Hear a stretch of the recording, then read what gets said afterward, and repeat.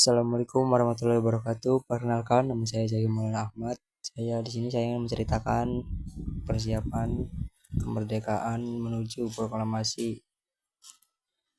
Persiapan kemerdekaan. Persiapannya sudah dilakukan sejak 5 bulan sebelumnya, tepatnya pada tahun 1945 1 Maret. Pada saat itu dibentuk BPUPKI, Badan Penyelidik Usaha-usaha Persiapan Kemerdekaan Indonesia, atau dalam bahasa Jepang disebut Dokuritsu Junbi Chosakai. Badan ini diresmikan pada 29 April 1945 dan diketahui oleh Rajiman Vedoyoningrat. Sebagai persiapan BPUPKI melakukan 2 kali sidang. Sidang pertama dilakukan pada 29 Mei sampai 1 Juni 1945. Sidang ini pertunjukan untuk menentukan rumusan dasar negara pada kesempatan itu. Suepomo, Muhammad Yamin, dan Soekarno masing-masing mengajukan konsep yang telah mereka buat pada 1 Juni 1945. Terpilih rumusan dasar negara yang diajukan oleh Soekarno yang kelak itu kenal sebagai Pancasila. Itulah mengapa tiap 1 Juni kita memperingati sebagai hari lahirnya Pancasila. Sebagai tindak lanjut, pada 22 Juni 1945 dibentuklah panitia kecil beranggota 9 orang, disebut dengan Panitia 9. Panitia 9 bertugas untuk memantangkan rumusan dasar negara. Panitia ini kemudian menghasilkan piagam Jakarta Charter. Pada piagam ini termuat rumusan dasar negara yang setelah beberapa perubahan menjadi Pancasila seperti yang kita kenal hari ini. Adapun sidang kedua dilakukan pada 10 sampai 14 Juni tahun 1945 dan menghasilkan rumusan Undang-Undang Dasar lengkap dengan pembukaannya. Pada 7 Agustus 1945, BPUPKI dibubarkan oleh pemerintah Jepang karena dianggap telah menyelesaikan tugasnya.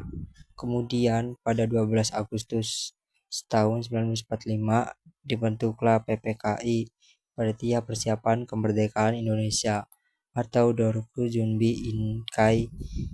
Dalam bahasa Jepang, panitia ini diketahui oleh Soekarno dan beranggota 21 orang.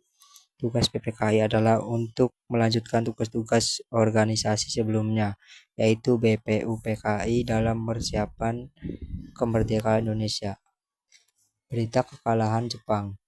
Ini pengunjung Perang Dunia Kedua terjadi suatu peristiwa yang memukul Jepang. Salah satunya adalah peristiwa pengorbanan kota Hiroshima Nagasaki pada 6 dan 9 Agustus tahun 1945. Peristiwa tersebut mendorong Jepang untuk menyerah tanpa syarat kepada sekutu. Pada 15 Agustus tahun 1945, berita tentang kekalahan Jepang menyebar dengan cepat lewat radio dan didengar oleh tokoh-tokoh muda Indonesia bernama Mohatta. Golongan muda ini mengadakan rapat di Pengangasan Timur.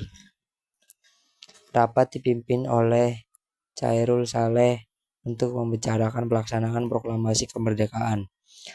Salah satu hasilnya mereka mendesak Soekarno dan Mohatta untuk menglaraskan kemerdekaan saat itu juga, atau paling lambat 16 Agustus tahun 1945. Hasil rapat ini disampaikan oleh Wikana dan Darwis kepada Soekarno, namun terjadi perbedaan pendapat. Soekarno menolak pemerintahan tersebut karena masih menunggu keputusan dari pihak Jepang. Selain itu, Soekarno juga bisa memutuskan sendiri. Ia harus berunding dengan tokoh golongan dua lainnya. Golongan dua merupakan orang-orang yang kooperatif kepada Jepang. Mereka tidak ingin terlalu berburu-buru dalam memproklamasikan kemerdekaan karena Jepang sebenarnya telah berjanji untuk memerdekakan Indonesia pada 20 Agustus 1945. Golongan tua tidak ingin ada pertumpahan darah kembali. Sementara itu, golongan muda menganggap Indonesia sudah cukup kuat untuk menyatakan kemerdekaannya. Setelah beberapa rapat dilakukan dan golongan tua tetap memutuskan untuk menunda proklamasi, akhirnya golongan muda mengamankan Indonesia ke Soekarno Rengas Dengklok agar tidak mendapatkan pengaruh dari Jepang.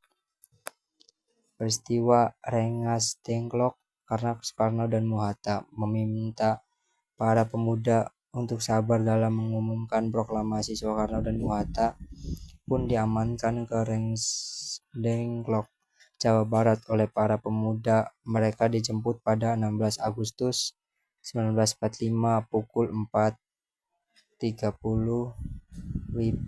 WIB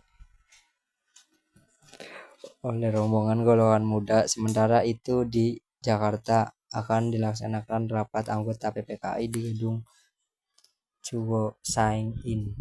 Ahmad Sudarjo yang saat ini mencari keberadaan Soekarno dan Muhatta pun diberangkatkan ke Rengas Dengklok untuk bertemu dan berunding dengan mereka. Akhirnya Sudarjo berjanji dengan jaminan nyawa kepada golongan muda bahwa proklamasi kemerdekaan akan diumumkan pada keesokannya hari terlambat-lambat pukul jam 12 WIB waktu Indonesia Barat.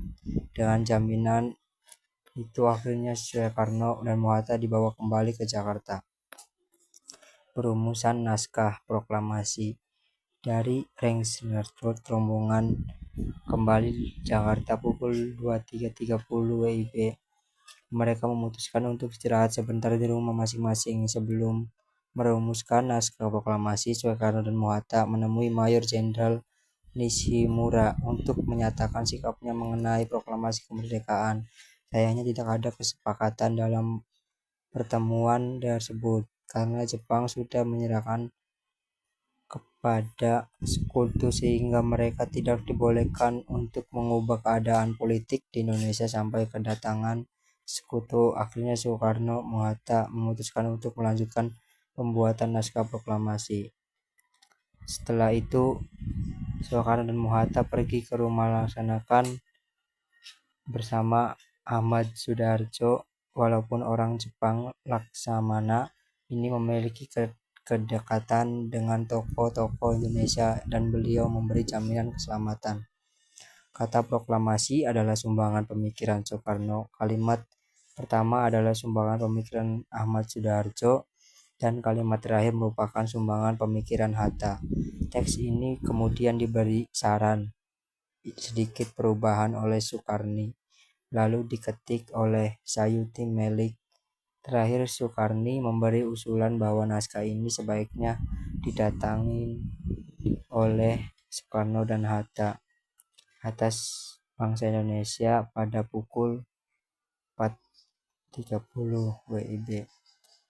Konsep naskah proklamasi selesai disusun. Proklamasi Kemerdekaan Indonesia. Titik menuju proklamasi kemerdekaan Indonesia semakin dekat. Setelah disepakati, proklamasi akan dibicarakan pada pukul 10 WIB di rumah Soekarno. Sementara itu Muhatta berpesan kepada para pemuda yang bekerja di kantor PSPM dia untuk memperbanyak naskah teks proklamasi dan menyiarkan ke seluruh dunia. Pagi harinya rumah Soekarno sudah dipadati oleh banyak orang. Sodanco Latif Hendringrat menugaskan anak buahnya untuk berjaga-jaga di sekitar rumah Soekarno. Ia menunggu kedatangan Muhatta untuk membacakan naskah tersebut. Setelah Bung Hatta datang, upacara dimulai. Pada awal SK Trimuti diminta untuk mengibarkan bendera, namun ia menolak. Menurutnya pengibaran bendera sebaiknya dilakukan oleh seorang prajurit. Akhirnya ditunjukkan Soeharto Latif Haningrat, seorang prajurit peta, dibantu oleh S. Suhud. Sementara itu bendera merah putih dijahit oleh Fatmawati, istri Soekarno. Upacara berlangsung syahdu dan para hadirin spontan menyanyikan Indonesia Raya ketika bendera dikibarkan. penyebarluasan berita proklamasi kemerdekaan Indonesia.